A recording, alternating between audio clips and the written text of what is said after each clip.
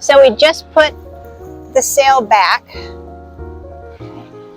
because we are about to head into the ICW, and there really isn't enough room to keep your sail up and do a good tack if you need to drop the sail in the ICW. And the other thing that we're doing is we've noticed that our new Raymarine is not keeping its GPS fix, and it's about, what, 30 degrees off?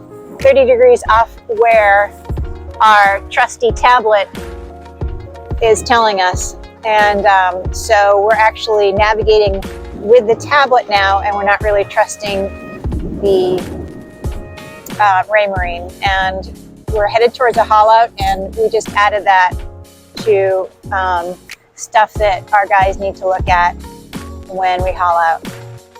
So as you can see, that's saying that, and that, which is right, is saying something different. And then we are looking for the red marker, because we actually have to be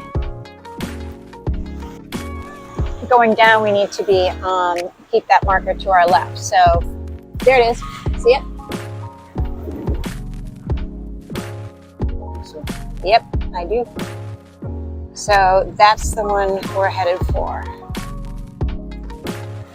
And then there's the green one way over there.